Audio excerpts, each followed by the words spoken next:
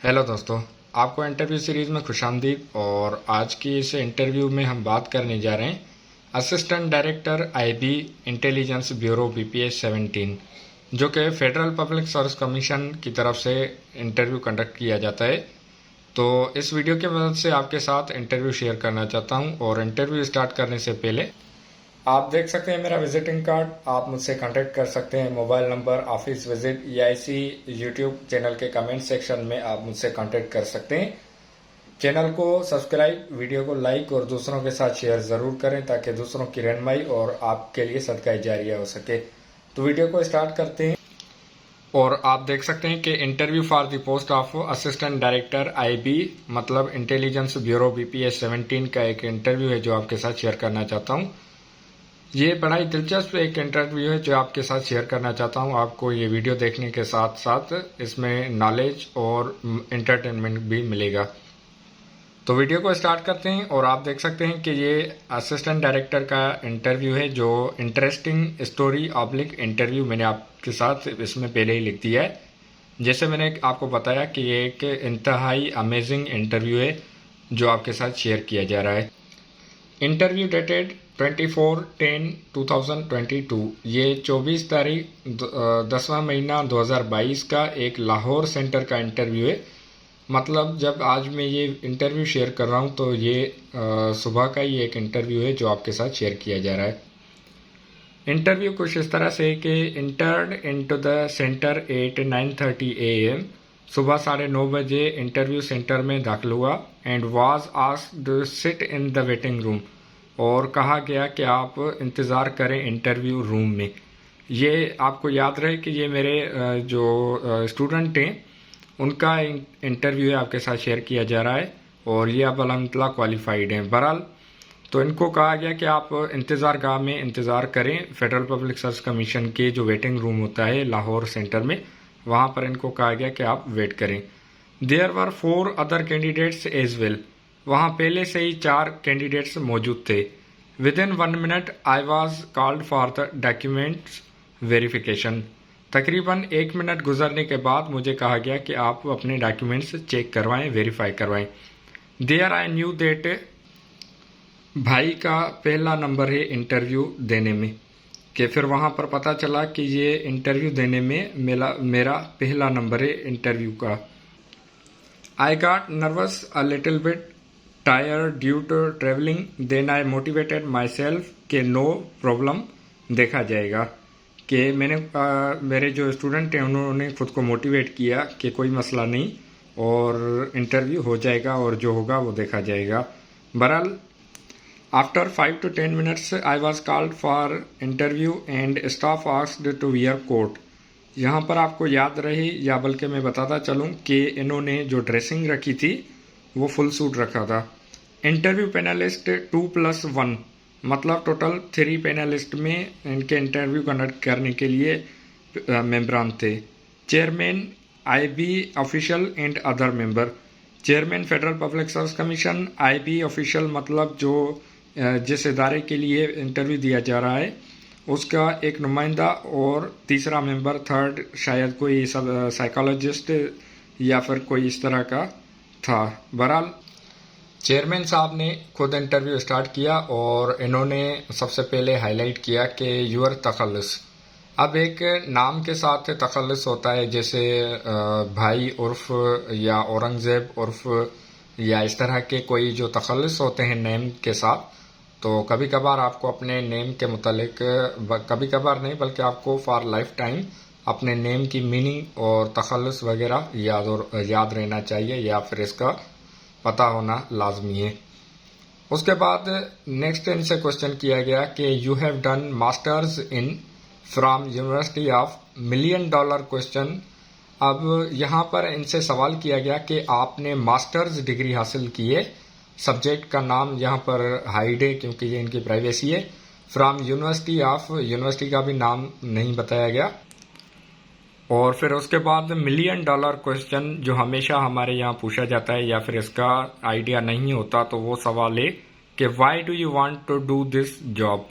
आप ये नौकरी क्यों करना चाहते हैं? असिस्टेंट डायरेक्टर आईबी क्यों बनना चाहते हैं, जबकि आपकी मास्टर्स डिग्री है यूनिवर्सिटी से, तो आप इस तरह की जॉब क्यों हासिल करना चाहते हैं। तो आपको इस सवाल के लिए मुकम्मल तैयारी करनी चाहिए कि सर मुझे लगता है कि मैं इसके लिए फिट हूँ और डिज़र्व करता हूँ पोस्ट, अपने खिदमात सर अंजाम दूंगा। इस तरह के आपने अपना जवाब बनाना है ताकि आप इंटरव्यू पैनलिस्ट को मुतमईन कर सकें। मज़ीद आप इसमें रहनुमाई के लिए मेरे इंटरव्यूज़ मौजूद हैं इसी चैनल पर, जिनमें इस सवाल का जवाब दिया गया है, तो आप चैनल को फॉलो करते रहें। इसके बाद नेक्स्ट इनसे क्वेश्चन किया गया कि could not gate question on first instance. इसके बाद जो इनसे सवाल किया गया तो इनको समझ में नहीं आया और इन्होंने रिक्वेस्ट की कि सर प्लीज़ रिपीट करें इसको, सवाल को। और क्वेश्चन था कि व्हाट इज़ IRA। IRA तो लॉ के मुताबिक तो इंडस्ट्रियल रिलेशंस एक्ट 2012 बनता है, लेकिन इंटरनेशनल रिलेशंस के मुताबिक आयरिश पब्लिक आर्मी बनती है IRA। तो आपको शॉर्ट फॉर्म्स का भी पता होना लाजमी है, क्योंकि आपसे शॉर्ट फॉर्म पूछे जा सकते हैं, क्योंकि यहाँ पर आपका IB का इंटरव्यू लिया जा रहा है। तो आपको पता होना चाहिए कि आपको नेशनल के साथ इंटरनेशनल नॉलेज होना लाजमी है। तो बहरहाल IRA का फुल फॉर्म इन्होंने पहले काफ़ी कंफ्यूज हुए, फिर इन्होंने बताया कि सर आयरिश रिपब्लिक आर्मी। तो हो सकता है कि आपका अगर इंटरनेशनल रिलेशंस या कोई और सब्जेक्ट हो तो आपसे उस सब्जेक्ट के मुतालिक सवालात हो सकते हैं। आयरिश रिपब्लिक आर्मी के बाद इनसे IB के ऑफिशियल ने अब इंटरव्यू स्टार्ट किया चेयरमैन के बाद। तो IB ऑफिशियल ने सवाल किया कि tell us more about it, इसके मुतालिक हमें और भी बताएं कि आपको क्या मालूमात हैं IRA मतलब आयरिश रिपब्लिक आर्मी के मुतालिक। तो इन्होंने उसके मुतालिक काफ़ी डीप डिस्कशन की। फिर नेक्स्ट इनसे क्वेश्चन किया गया कि इज़ इट स्टिल ऑपरेशनल, क्या ये अब भी वजूद में है आयरिश रिपब्लिक आर्मी या इस तरह की ऑर्गेनाइजेशंस, या फिर जो इसका कंसेप्ट IRA का है क्या ये अब भी मौजूद है। तो इन्होंने अपना जवाब वहाँ इंटरव्यू पैनलिस्ट के सामने दिया। फिर इसके बाद इनसे नेक्स्ट क्वेश्चन किया गया कि what is KKK, white supremacist organisation, ये इसका जवाब है। तो इस तरह के शॉर्ट फॉर्म्स आपसे पूछे जा सकते हैं कि KKK क्या है। तो ये एक वाइट सुपरमिस्ट ऑर्गेनाइजेशन का शॉर्ट फॉर्म है जो कि अपना वजूद रखती थी। अब इसके बारे में आपको इन्फॉर्मेशन होना चाहिए। नेक्स्ट इनसे क्वेश्चन किया गया कि question number 7, what are the reasons for white supremacist organisation, के सफ़ेद लोगों की जो ऑर्गेनाइजेशन है सुपरमिस्ट, तो उसका वजूहत क्या है कि ये ऑर्गेनाइजेशन वजूद में आई। तो इस तरह से आपको वाइट सुपरमिस्ट ऑर्गेनाइजेशन के मुतालिक भी इंफॉर्मेशन हासिल करनी चाहिए, ताकि आपसे अगर सवाल हो तो आप इसका जवाब बखूबी दे सकें। फिर नेक्स्ट इनसे क्वेश्चन किया गया कि व्हेन ताजमहल ब्रैकेट में इंडिया वाज बीइंग बिल्ट, के जब ताजमहल इंडिया में बनाया जा रहा था, इसकी कंस्ट्रक्शन की जा रही थी, व्हाट डेवलपमेंट वाज हैपनिंग, क्या डेवलपमेंट हो रही थी in educational sector around the world, तालीम के लिहाज से दुनिया में कौन सी डेवलपमेंट हो रही थी। तो इसका जवाब सिंपल होना चाहिए, या फिर आपको इसके मुतालिक जवाब आना चाहिए या रेडी रहना चाहिए कि ऑक्सफोर्ड एंड कैम्ब्रिज यूनिवर्सिटीज़ की तामीर हो रही थी। जब ताजमहल बनाया जा रहा था तब उस वक्त ऑक्सफोर्ड और कैम्ब्रिज पर काम चल रहा था तालीम के मैदान में। इसके बाद जो तीसरे मेंबर हैं, थर्ड मेंबर ने इनसे सवालात शुरू किए और सबसे पहले इनसे पूछा कि who are boat people, boat people किन को कहा जाता है। तो बोट पीपल के मुतालिक आपको रिसर्च करनी चाहिए, और जहाँ तक मैं जानता हूँ तो ये वियतनामीज़ पीपल थे जिन्होंने जंग के बाद बोट के ज़रिए शायद माइग्रेशन की थी या फिर विक्ट्री थी इनकी। तो बहरहाल आप बोट पीपल के मुतालिक इंफॉर्मेशन कलेक्ट कर लें। उसके बाद नेक्स्ट इनसे क्वेश्चन किया गया कि question number 10, between 15 to 17th century how many Muslim dynasties were there across the globe, दुनिया में 15 और 17 सेंचुरी ईस्वी के दौरान, सदी के दौरान कौन सी मुस्लिम हुकूमतें या फिर बादशाहतें कायम थी? आप देख सकते हैं ब्रैकेट में मैंने इसका जवाब लिखा है कि Mughal empire, Usman empire etcetera. तो आपको इसके मुतालिक इन्फॉर्मेशन कलेक्ट करनी चाहिए। फिर नेक्स्ट इनसे क्वेश्चन किया गया, क्वेश्चन नंबर 11 के who led the foundation of Osman empire? Ottoman empire का बुनियाद किसने रखा? उसके बाद नेक्स्ट इनसे क्वेश्चन किया गया कि have you heard of sultan Mahmad? सुल्तान महमद के बारे में आपने कभी सुना है या इसके बारे में आपको नॉलेज है, या फिर आप इसके बारे में क्या मालूमात रखते हैं? फिर इनसे सवाल किया गया कि हु कन्क्वायर्ड कंस्टेंटिनोपल? सॉरी, मुझे इसके प्रोनाउंसिएशन के लिए मुश्किल हो रही है। तो बहरहाल कंस्टेंटिनोपल किसने फतह किया? तो इसका जवाब आप बखूबी देख सकेंगे अपने बुक से या फिर रिसर्च करें इंटरनेट के ज़रिए। और फिर नेक्स्ट इनसे क्वेश्चन किया गया कि न्यू नेम ऑफ कॉन्स्टेंटिनोपल का नया नाम क्या है? तो इसका नया नाम मेरे ख्याल से अंकारा है, जो कि तुर्की का है, तुर्की का कैपिटल सिटी है। तो आप इसके मुतालिक मज़ीद रिसर्च करें। फिर नेक्स्ट इनसे क्वेश्चन किया गया कि have you heard oblique do you know about subverts? क्या आप सबवेट्स के बारे में क्या मालूमात रखते हैं या फिर आपको इन्फॉर्मेशन है? तो इन्होंने इंटरव्यू पैनलिस्ट को अपना जवाब दिया। यहाँ पर आप नोट कर सकते हैं कि हिस्ट्री मतलब तारीख के मुतालिक इनसे सवालात काफ़ी किए जा रहे हैं या फिर किए गए हैं। और पाकिस्तान अफेयर्स, इस्लामिक अफेयर्स, इन तीनों टॉपिक्स पर आप ज़्यादा से ज़्यादा ग्रिप हासिल करें। 712 to 1947 to 2022 तक आप पाकिस्तान अफेयर्स तक मुकम्मल तैयारी करें ताकि आप इस पोजीशन में हो कि आप सवाल का जवाब दे सकें। उसके बाद नेक्स्ट इनसे क्वेश्चन किया गया कि old name of Sri Lanka?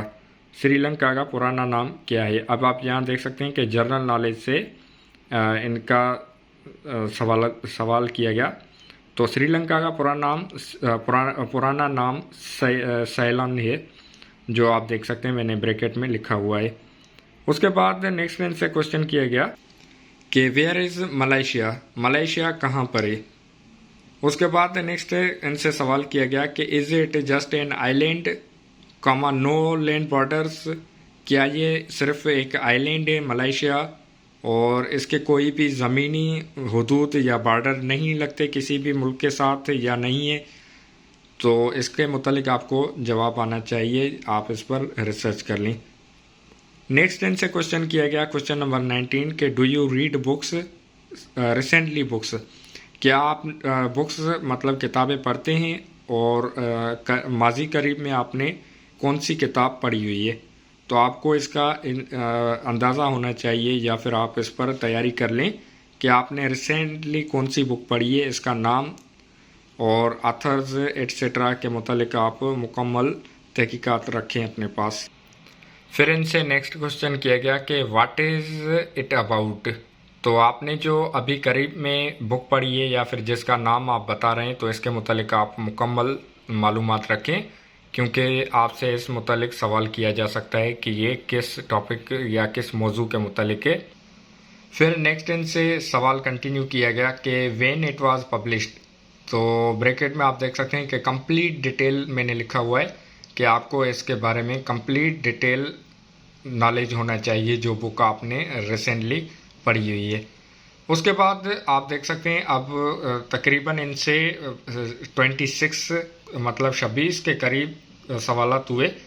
Skipped some question oblique excused. तो इन्होंने तकरीबन 5 से 4-5 सवालात के जवाब नहीं दे पाए और इन्होंने माजरत की और स्किप किए वो सवालात। उसके बाद आप देख सकते हैं कि इंटरव्यू रिज़ल्ट इनकी क्वालिफाइड, अब ये अपनी खिदमत अंजाम दे रहे हैं असिस्टेंट डायरेक्टर आईबी में, इंटेलिजेंस ब्यूरो में। अब इनकी जो करंट सैलरी वगैरह है वो मैं आपको बता देता हूँ, और लेकिन उससे पहले आप देख सकते हैं कि लास्टेड फॉर अराउंड 40 मिनट्स। इनका जो इंटरव्यू था वो तकरीबन 40 मिनट तक कंडक्ट किया गया। और जब ये इंटरव्यू रूम में दाखिल हुए तो तकरीबन 9:40 सुबह के 9:40 टाइम हो रहा था। और जब इन्होंने लेफ़्ट किया, वहाँ से बाहर निकले, तो इन्होंने नोट किया कि 10:21 हो रहे थे सुबह के। 10:21 AM हो रहा था टाइम। तो इंटरव्यू स्टार्टेड स्लोली। इंटरव्यू एक बाकायदा रिदम से या फिर आराम से स्टार्ट हुआ, but turned into rapid fire. लेकिन फिर बाद में सवालात आते गए और ये जवाबात देते रहे, लेकिन कुछ सवालात इन्होंने स्किप किए। उसके बाद ड्रेस कोड आप देख सकते हैं कि फुल सूट इन्होंने पहना हुआ था। जो कपड़े थे वो रखे हुए थे। इंटरव्यू के लिए इन्होंने फुल सूट पहना था। तो सैलरी मैं आपको लास्ट में बताता हूँ, लेकिन इससे पहले आप देख सकते हैं कि इनकी तरफ से आपके लिए एडवाइस, मतलब जो मशवरा दिया गया है कि be relax, no tension oblique no worries. आप बिल्कुल बेफिक्र रहें, किसी भी किस्म की परेशानी या मुश्किलात के पैदा करने की ज़रूरत नहीं है। अच्छा, यहाँ पर उन्होंने बताया कि lady got nervous so that she became unconscious when entered interview room. के एक लेडी, एक लड़की इंटरव्यू रूम में गई, वो इतना उस पर प्रेशर आ गया कि वो वहीं पर बेहोश हो गई और चंद मिनट के लिए उनको पानी पिलाया गया और फिर उनको कहा गया कि आप रिलैक्स होकर इंटरव्यू के लिए आ जाएं। तो आप देख सकते हैं कि कुछ लोग इस तरह के दबाव ले लेते हैं खुद पर, परेशानियां ले लेते हैं, अपने ऊपर हावी कर लेते हैं कि फिर वो बाद में पता नहीं कि उनकी हालत मौत के मुंह के जैसी हो जाती है, कि मानो वो कोई मौत के मुंह में जा रहे हैं। बहरहाल उसके बाद इनकी तरफ से जो एडवाइस है कंटिन्यू, कि बिलीव इन यूर सेल्फ, कि अपने आप पर यकीन रखें, खुद पर भरोसा रखें। No job is the last job. कोई भी नौकरी, जिस जॉब के लिए, नौकरी के लिए आप अप्लाई कर रहे हैं, ये आखिरी जॉब नहीं है। इसके बाद भी आप नौकरी हासिल कर सकते हैं। तो अब मैं आपको बताने चला हूँ कि इनकी जो सैलरी है वो स्टार्टिंग में तकरीबन 89,000 इनकी सैलरी थी, अराउंड 90,000 इनकी स्टार्टिंग सैलरी थी, और करंटली इनकी 1,78,000 सैलरी है। इनके जॉब में तकरीबन 2 साल हो गए हैं। अच्छा, यहाँ पर मैं एक करेक्शन करना चाहूँगा कि जो मैंने 2022 लिखा हुआ है, ये सॉरी 2020 का इंटरव्यू है। तो ये एक मिस्टेक है जिसको मैं करेक्ट करना चाहूँगा, कि आपने देखा होगा कि 24/10/2022 लिखा हुआ है, तो ये 24/10/2020 का इंटरव्यू है, जो जिसके लिए मैं आपसे माजरत चाहता हूँ। बहरहाल इनकी जो करंट सैलरी है वो तकरीबन मैंने आपको बताई, और अब ये अपनी खिदमत अंजाम दे रहे हैं मुतल्लिका इदारे में। ड्रेस कोड के मुतालिक इन्होंने जो एडवाइस दी थी, मैंने इनसे तकरीबन 2 से 3 मरतबा बार पूछा था कि सर या फिर मेरे भाई, आप हमें ड्रेस कोड के मुतालिक बताएं कि लेडीज़, मतलब जो फीमेल हैं, उनके लिए ड्रेस कोड क्या होना चाहिए, या आपने क्या देखा ज़्यादातर। तो उन्होंने कहा कि सर वाइट ड्रेस, स्कार्फ, और लेडीज़ की तरफ से यूज़ किया गया था, पहना गया था, और ब्लैक शूज़, और लड़कों की तरफ से ज़्यादातर फुल सूट, और कुछ लोगों की तरफ से वाइट ड्रेस और वास्कोटी, ब्लैक कोटी और ब्लैक शूज़ वगैरह इस्तेमाल किए गए थे। तो बहरहाल ज़्यादा आपका फोकस आपकी नॉलेज पर होना चाहिए, इस तरह की बातों पर आपका ध्यान कम ही होना चाहिए कि ड्रेस कोड पर आप ज़्यादा फोकस ना दें। और अगर आप तजावीज़ ले सकते हैं किसी से जो आपको एडवाइस कर सकते हैं, या फिर आपको जो सूट करती है, सूट मतलब जो आपके लिए आसानी रखती है कि आप अगर इंटरव्यू में कंफर्ट होंगे ड्रेस कोड में, तो आप ड्रेस पहने, फुल सूट में तो फुल सूट में, ड्रेस का ज़्यादा इशू नहीं है। आपकी शेव होनी चाहिए, और उसके अलावा आप रिलैक्स, अगर आपका इंटरव्यू आउट ऑफ सिटी है, जैसे कराची से बाहर, या फिर लाहौर, कोयटा, पेशावर, या जो प्रोविंशियल हेड ऑफिसेज हैं, तो आप अगर ट्रेवल कर रहे हैं अपने इंटरव्यू के लिए, तो आप कोशिश करें कि कम से कम 2 से 3 दिन पहले आप इंटरव्यू की जगह पर पहुंच जाएं। आपको रूम तो मिल जाते हैं कि, या फिर किसी दोस्त के पास आप ठहर जाएं, या ज़्यादा से ज़्यादा 3-4 हज़ार रुपये का खर्चा आता है, आप रूम बुक करा लें 1-2 दिन के लिए, जहां पर आप इजीली अपने आप को रिलैक्स कर सकें। तो बहरहाल ये थी मुकम्मल इंटरव्यू की वीडियो जो मैंने आपके साथ शेयर की। और मज़ीद रहनुमाई के लिए आप मेरे चैनल को फॉलो करें, चैनल को सब्सक्राइब, वीडियो को लाइक, दूसरों के साथ शेयर ज़रूर करें। और ये आपके लिए सदका जारिया और दूसरों के लिए रहनुमाई होगी, क्योंकि हमारे यहाँ लोगों को परेशानी होती है कि उनको इंटरव्यू गाइडेंस नहीं होती, लोग उनको गाइड नहीं करते, हत्ता के गलत सवालात और जवाबात बताए जाते हैं। तो मज़ीद रहनुमाई के लिए आप मेरे इसी यूट्यूब चैनल पर इसी तरह के मज़ीद वीडियोज़ हासिल कर सकते हैं और फॉलो कर सकते हैं। अपना और अपने प्यारों का बहुत सारा ख्याल रखें, कानून पर खुद भी अमल करें, दूसरों को भी अमल करने की ताकीद करें, लोगों की इस्लाह करें, खुद को भी मोटिवेट करें और कोशिश करें ज़्यादा से ज़्यादा कि सब्जेक्ट रिलेटेड पोस्ट के लिए अप्लाई करें। मिलते हैं आने वाली अगली वीडियो में, तब तक पाकिस्तान जिंदाबाद।